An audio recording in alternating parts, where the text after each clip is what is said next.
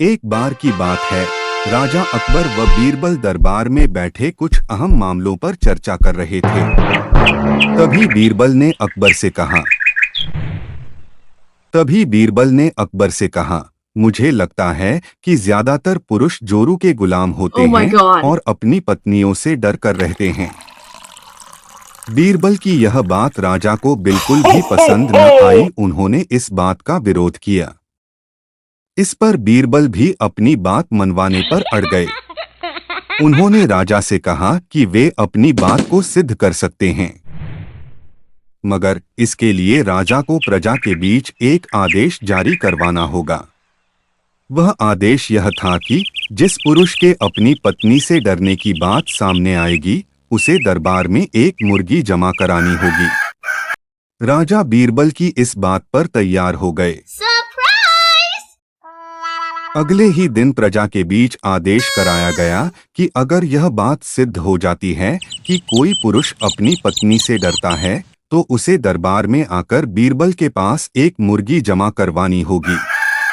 फिर क्या था, देखते ही देखते बीरबल के पास ढेरों मुर्गियां इकट्ठा हो गईं और सैकड़ों मुर्गियां महल के बगीचे में घूमने लगीं। अब बीरबल राजा के पास पहुंचे और बोले, महाराज, महल में इतनी मुर्गियां इकट्ठा हो गई हैं कि आप एक मुर्गी खाना खोल सकते हैं, इसलिए अब आप इस आदेश को वापस ले सकते हैं।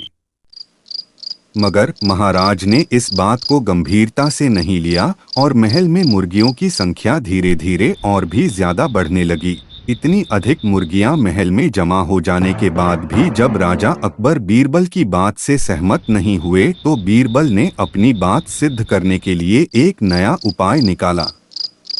एक दिन बीरबल राजा के पास गए और बोले, महाराज, मैंने सुना है कि पड़ोस के राज्य में एक बहुत की खूबसूरत राजकुमारी रहती है। अगर आप चाहें तो क्या मैं आपका रिश्ता वहां पक्का कर आऊं? यह सुनते ही राजा चौंक उठे और बोले, बीरबल, तुम ये कैसी बातें कर रहे हो? महल में पहले से ही 2 महारानियां मौजूद हैं।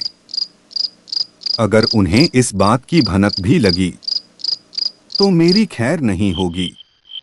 यह सुनकर बीरबल ने तपाक से जवाब दिया, चलिए महाराज, फिर तो आप भी मेरे पास 2 मुर्गियां जमा करा ही दीजिए।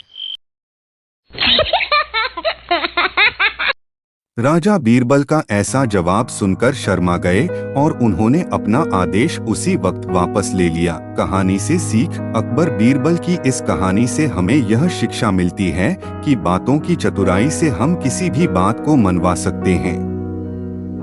जरूरत है तो बस बीरबल की तरह चतुराई से अपना पक्ष रखने की।